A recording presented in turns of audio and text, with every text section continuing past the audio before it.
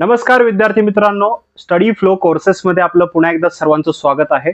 मित्रांनो, आज आपण बीएससी अंतर्गत येणारा BSc in electronics and communication या कोर्स बद्दल डिटेल मध्ये माहिती पाहणार आहोत. इंजिनिअरिंग मध्ये सुद्धा असा कोर्स पाहायला मिळतो, पण हा जो इलेक्ट्रॉनिक कम्युनिकेशनचा कोर्स आहे तो बीएससी अंतर्गत आहे, म्हणजे सायन्स स्ट्रीम मधला आपल्याला पाहायला मिळतो. हा कोर्स काय आहे, याच्यामध्ये काय शिकवलं जातं, हा कोर्स कंप्लीट केल्यानंतर पुढे तुम्हाला कोणती नोकरी मिळेल, कुठे नोकरी मिळेल, कोणी हा कोर्स चूज करायला पाहिजे, याचे सब्जेक्ट काय, सर्व प्रश्नांची उत्तरे आपण या व्हिडिओमध्ये पाहूया. त्याच्यामुळे हा व्हिडिओ एंड पर्यंत पहा आणि चॅनलवर जर नवीन असाल तर सबस्क्राईब नक्कीच करा. So let's begin.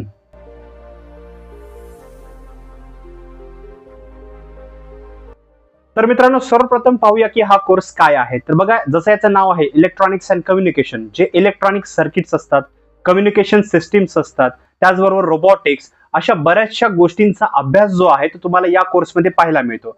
आजूबाजूला तुमच्या या गोष्टी असतील, याच्यापासून बनलेल्या गोष्टी असतील, ऑपरेट होणाऱ्या गोष्टी असतील, तर याच्याबद्दलच प्रॉपर जो अभ्यास आहे तो तुम्हाला या कोर्समध्ये पाहायला मिळतो.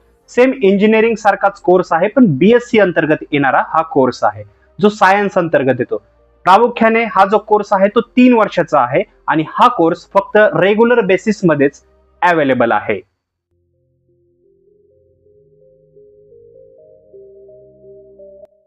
तर मित्रांनो, आता पाहूया की या कोर्सची शैक्षणिक पात्रता काय.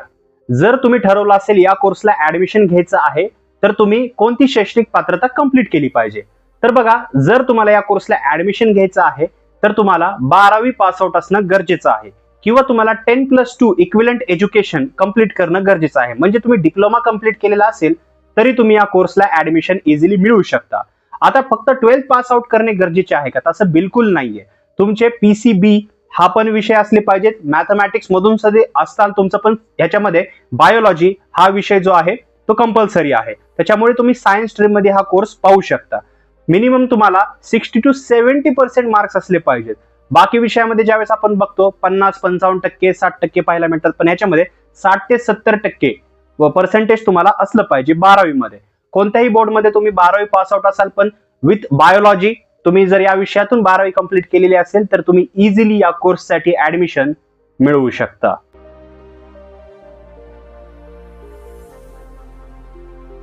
तर मित्रांनो, आता आपण या कोर्सची ऍडमिशन प्रोसेस पाहूया. तर मित्रांनो, ऍडमिशन प्रोसेस खूप सोपी आहे. तुम्ही कॅप राऊंड थ्रू जेव्हा केव्हा याचे ऍडमिशन स्टार्ट होतात, तुम्ही कॅप राऊंड थ्रू सुद्धा ऍडमिशन घेऊ शकता. त्याचबरोबर तुम्ही डायरेक्ट ऍडमिशन घेऊ शकता. तुम्हाला 12वी मध्ये जे पर्सेंटेज पडलेले असतात त्या बेसिसवर सुद्धा जेही कॉलेज हा कोर्स ऑफर करतात त्या कॉलेजमध्ये डायरेक्टली जाऊन तुम्ही ऍडमिशन घेऊ शकता. त्याचबरोबर एक एंट्रन्स एक्झाम पण ठेवलेली असते काही कॉलेजेसमध्ये, किंवा जर महाराष्ट्राच्या बाहेर तुम्हाला इतर राज्यांमध्ये हा कोर्स करायचा असेल तर तिथे एंट्रन्स एक्झाम तुम्हाला मस्ट असते, पाहायला भेटते. हे एंट्रन्स एक्झाम तुम्ही ऑनलाईन ऍज वेल एज ऑफलाईन पद्धतीने देऊ शकता. त्याचबरोबर याच्यामध्ये तुम्हाला स्कॉलरशिप पण प्रोव्हाइड केली जाते, किंवा तुम्हाला जी फीस असते त्याच्यामध्ये सवलत दिली जाते. तर अशा प्रकारची ऍडमिशन प्रोसेस तुम्हाला पाहायला मिळते. आता याचे कॉलेजेस कोणकोणते आहेत ते आपण फर्दर पुढे पाहणार आहोत.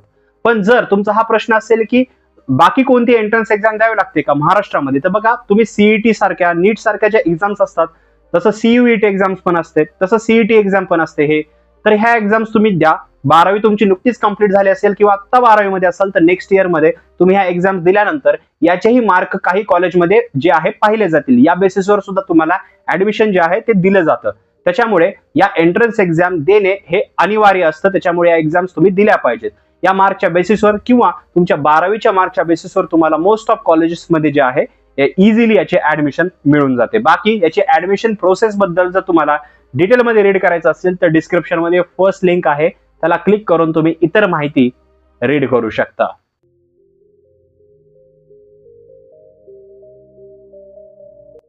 तर मित्रांनो, आता आपण याच्या काही कॉलेजेस बद्दल माहिती पाहूया. महाराष्ट्रामध्ये याचे कोणकोणते कॉलेजेस पाहायला भेटतात.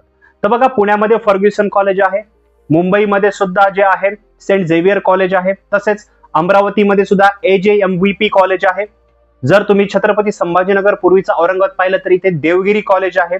ॲज वेल ॲज अहमदनगर मध्ये सुद्धा कॉलेजेस आहेत. आत्ताचं जे आहे याच्यामध्ये खूप सारे आता तुम्हाला आजूबाजूला सुद्धा कॉलेजेस पाहायला भेटतील. अहमदनगर म्हणजे सध्याचे जे आहे अहिल्यानगर, तर इथे सुद्धा तुम्हाला जे आहे कॉलेजेस वेगवेगळे पाहायला भेटतात. जी सर्व कॉलेजेसची लिस्ट आहे मी डिस्क्रिप्शन मध्ये देईल, तिथून रीड करू शकता. महाराष्ट्राच्या बाहेर इतर राज्यांमध्ये खूप सारे युनिव्हर्सिटीज आहेत. इथे हा कोर्स ऑफर केला जातो. आणि लक्षात ठेवा, महाराष्ट्रामध्ये कॉलेजेसमध्ये फी थोडी कमी पाहायला भेटते, महाराष्ट्राच्या बाहेर ही फी थोडी हायर पाहायला भेटते. प्लस तुमचे इतर एक्सपेन्सेस असतात, राहणे खाणे या बाकीचे खर्च, तर तुमचा एक्सपेन्स थोडा वाढू शकतो. जर महाराष्ट्रामध्ये ऍव्हरेज फी जर पाहिली तर सेमिस्टर वाईज ती 30 ते 40 हजार रुपये असते. महाराष्ट्राच्या बाहेर जर पाहिली तर ती 70 ते 80 हजार रुपये, म्हणजे डबल पाहायला भेटू शकते किंवा हाईक पाहायला भेटू शकतो. 70 to 80% जास्त फी पाहायला भेटू शकते. त्याचबरोबर जर तुम्हाला कॉलेजेस बद्दल त्याचे रिव्ह्यूज जर पाहिजे असतील, रीड करायचे असतील, तर मी तुम्हाला रिकमेंड करेल, तुम्ही गुगल मॅप वरती जे मी कॉलेज सांगितलेले आहेत किंवा जेही तुमचे कॉलेजेस आहेत याचे रिव्ह्यूज चेक करू शकता. तिथे लेक्चर सुद्धा चेक करू शकता, कारण हे गरजेचं आहे. जेही कॉलेज मी इथं सांगत आहे ते टॉपचे कॉलेजेस आहेत जिथे हा कोर्स ऑफर केला जातो. पण तिथं शिकवलं जातं का, तिथं एज्युकेशनची क्वालिटी कशी आहे हे तुम्ही रिसर्च करू शकता. बाकी अधिक माहितीसाठी डिस्क्रिप्शनच्या फर्स्ट लिंकला क्लिक करून तुम्ही तीही माहिती रीड करू शकता.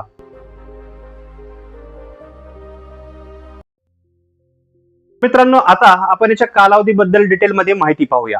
फॉर एक्झाम्पल, तुम्ही या कोर्ससाठी ऍडमिशन घेतलं आहे तर तुमचा डिग्रीचा प्रवास कसा असणार आहे. तर बघा, याच्यामध्ये जे एक्झामिनेशन टाइप्स आहेत त्या सेमिस्टर बेस आहे. म्हणजे तुमचा जोही सिलेबस असणार आहे, सिलेबस आपण फर्दर पुढे पाहूया, जो काही सिलेबस असणार आहे तो तुम्हाला सेमिस्टर पद्धतीने शिकवला जाईल. एका वर्षामध्ये 2 सेमिस्टर, असे 3 वर्षामध्ये तुम्हाला 6 सेमिस्टर पाहायला भेटतील. प्रत्येक सेमिस्टरचा तुम्हाला अभ्यास करावा लागेल, विषय अभ्यासावे लागतील, कॉलेज तो विषय तुमच्याकडून अभ्यासून घेईल. त्याच्या तुमच्या मेन एक्झाम्स, प्रॅक्टिकल्स, थेअरी याही एक्झाम्स होतील. याच्या मेन एक्झाम्स देऊन तुम्हाला प्रत्येक विषय क्लिअर करावे लागतील. आफ्टर 3 इयर्स ज्यावेळेस तुम्ही ही डिग्री कंप्लीट कराल, तुम्हाला नंतर डिग्रीचे सर्टिफिकेट दिले जाते. ते जे डिग्रीचे सर्टिफिकेट असते तुम्ही फर्दर एज्युकेशनसाठी यूज करू शकता, गव्हर्नमेंट जॉबला अपेअर होण्यासाठी, ऍज वेल एज प्रायव्हेट सेक्टरमध्ये जॉब मिळवण्यासाठी सुद्धा त्याचा वापर करू शकता, किंवा तुम्ही स्वतःचा सुद्धा काही स्टार्टअप ओपन करू शकता. आता ह्या कोणत्या संधी तुम्हाला मिळतात, त्याचबरोबर याचा सिलेबस काय ते आपण फर्दर पुढे डिस्कस करणारच आहोत.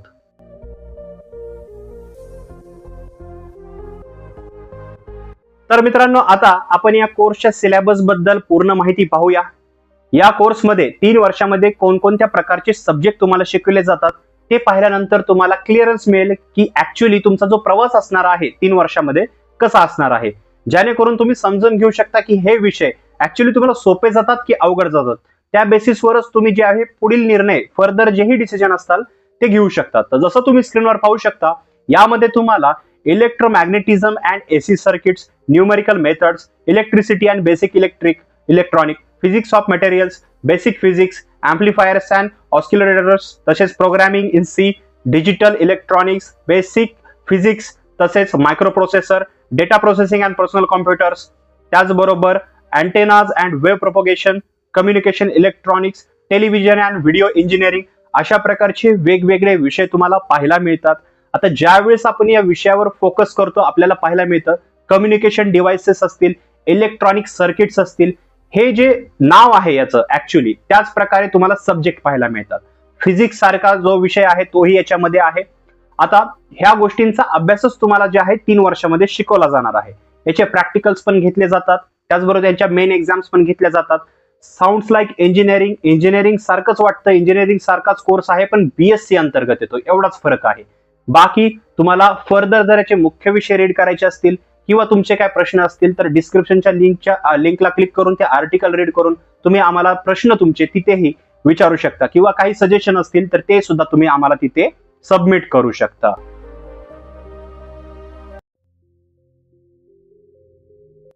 तर मित्रांनो, आता पाहूया की हा कोर्स केल्यानंतर आपल्याला पुढील संधी काय पाहायला मिळतात किंवा पुढे तुम्हाला काय करता येतं. तर बघा, ह्याच्यामध्ये मुख्यतः तुम्हाला 4 प्रकारच्या संधी पाहायला मिळतील. सर्वप्रथम आहे हायर एज्युकेशन. हा बीएससी अंतर्गत येणारा कोर्स आहे. पुढे तुम्ही एमएससी करू शकता, त्याही पुढे तुम्ही पीएचडी किंवा मास्टर सुद्धा करू शकता. ऍज वेल ऍज तुम्ही पोस्ट ग्रॅज्युएशन मधले वेगवेगळे कोर्सेस करू शकता. ऍज वेल ऍज तुम्ही सर्टिफिकेशन कोर्सेस करू शकता. तुमचा जोही रिझ्युमे आहे तो तुम्ही स्ट्रॉंग बनवू शकता वेगवेगळे सर्टिफिकेट घेऊन. Higher job, higher positions, higher जे आहे पॅकेजेस मिळवू शकता आणि तुम्ही पुढे हे म्हणजे शिक्षण जे आहे ते कंटिन्यू ठेवू शकता. पण हे सर्व तुमच्या डिसिजनवर आहे, तुमच्या पॅरेंटच्या परमिशनवर आहे, तुमच्या मानसिकतेवर आहे, तुमच्याकडे असलेले रिसोर्सेस म्हणजे पैशावर आहे की तुम्ही तुमच्या लाईफचे किती वर्ष अजून शिक्षणासाठी खर्च करू इच्छिता. तर हेच डिसिजन आहे ते तुम्ही फर्दर भविष्यामध्ये घेऊ शकता ज्यावेळेस तुम्ही हा कोर्स कंप्लीट कराल, कारण तेवढं तुम्हाला नॉलेज येऊन जाईल. दुसरं तुमच्याकडे ऑप्शन आहे गव्हर्नमेंट जॉब प्रिपरेशन. तर बघा, गव्हर्नमेंटच्या बरेच जे असतात सेक्टर्स असतात, तर तिथे जे आहे पर्टिक्युलर जे हे डिग्री होल्डर्स असतात त्यांच्यासाठी जॉब असतात. तुम्ही जर ही डिग्री कंप्लीट केली तर या डिग्री होल्डर्ससाठी सुद्धा जॉब असतील, तर तिथे तुम्ही अप्लाय करू शकता. ज्या सरकारी असतात, काही निम सरकारी असतात, सेमी गव्हर्नमेंट, तुम्हाला अभ्यास करावा लागतो, त्याचा अभ्यासावा लागतो, वेगवेगळे विषय अभ्यासावे लागतात. किंवा तुम्ही एमपीएससी, युपीएससी, रेल्वे बोर्ड सारख्या एक्झाम्स देऊ शकता, आयोगाच्या परीक्षा देऊ शकता.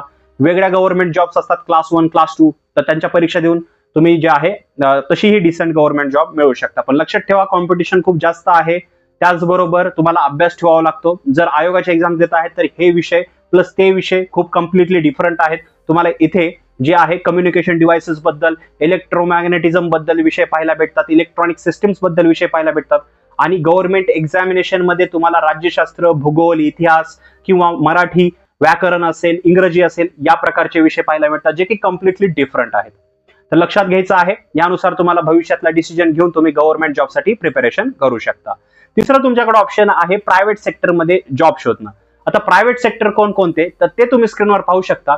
यामध्ये Sony, LG electronics, Nokia, Philips, HP, Cisco, Samsung electronics, Toshiba, AMD, Bharat electronics limited, Intel, GAIL, तर हे जे आहेत टॉप रिक्रुटर्स आहेत, ह्या कंपनीज आहेत. याच्या अंडर जेही यांचे प्रोडक्ट्स तयार होतात, तर या फॅकल्टीज मध्ये तुम्हाला जॉब लागू शकतो. आता जॉब कोणत्या प्रकारचा आहे, म्हणजे आता आपल्याला माहिती की रिक्रुटर्स आहेत, पण जॉब कोणत्या प्रकारचा, तर तेही तुम्ही स्क्रीनवर पाहू शकता. यामध्ये तुम्हाला maintenance engineer, consultant, telecom officer, network engineer, R&D engineer, service engineer, sales and marketing manager, अशा प्रकारचे वेगवेगळे जॉब जे आहेत ते तुम्हाला पाहायला मिळतात. आता या जॉबमध्ये सॅलरी किती असते, तर बघा ऍव्हरेज सॅलरी जी आहे याच्यामधले जर आपण सर्व जॉबचा ऍव्हरेज सॅलरी काढली तर ती 4 to 8 लाख पर ॲनम पाहायला भेटते. म्हणजे 4 ते 8 लाख रुपये वार्षिक तुम्ही कमवू शकता. यानुसार तुम्ही महिन्याला किती सॅलरी येते मला कॉमेंट सेक्शन मध्ये सांगा. प्लस जर तुम्ही हायर एज्युकेशन घेतलं, स्किल्स असतील, तर तुम्ही जे आहे स्वतःचा बिझनेस सुद्धा ओपन करू शकता, स्वतःचं शॉप सुद्धा ओपन करू शकता, किंवा स्वतःची कंपनी सुद्धा टाकू शकता. तुमच्यावर डिपेंड आहे, तुमच्या रिसोर्सेसवर डिपेंड आहे. म्हणजे याच्यामधून ऑप्शन आहे. चौथं ऑप्शन जे आहे ते आहे स्वतःचा बिझनेस वगैरे करणे किंवा स्वतःचं शॉप ओपन करणे. तर हे सर्वात लास्ट ऑप्शन. पण याच्यामध्ये ज्या करिअरच्या संधी आहेत, ॲज वेल ॲज हायर एज्युकेशनच्या संधी ज्या आहेत, त्याचबरोबर ज्या जॉबच्या आहेत प्रायव्हेट वगैरे किंवा स्वतःच्या बिझनेसच्या, ह्या तुम्ही तेव्हा युटिलाइज चांगल्या प्रकारे करू शकता ज्यावेळेस तुम्ही हा कोर्स जो आहे तो सिरियसली कंप्लीट कराल. कारण हा बेस आहे, किंवा बेस शिकता शिकता तुम्हाला प्रॅक्टिकल्स पण आहेत जो तुमचा बेस अजून स्ट्रॉंग करतील. जर तुम्ही रेग्युलर बेसिसवर हा कोर्स केला, जो की रेग्युलर बेसिसवरच आहे, मी सुरुवातीलाच सांगितलेलं आहे, रोज तुम्हाला कॉलेजमध्ये जावं लागेल, अटेंडन्स द्यावी लागेल, त्यानुसार कोर्स कंप्लीट करावा लागेल. जर तुम्ही तशा प्रकारे कोर्स कंप्लीट केला तर ऍक्च्युअली तुम्हाला नॉलेज येऊन जाईल, जे की रिअल वर्ल्ड मध्ये रिअल प्रॉब्लेम सॉल्व्ह करायला जे आहे कामाला येऊ शकतं, ज्याने तुम्हाला जे आहे इन्स्टंट याच्यामध्ये रोजगार जो आहे किंवा जॉब जे आहे ते मिळू शकतं. तर मित्रांनो, अधिक माहितीसाठी डिस्क्रिप्शनच्या फर्स्ट लिंकला क्लिक करून तुम्ही ती माहिती रीड करायला विसरू नका.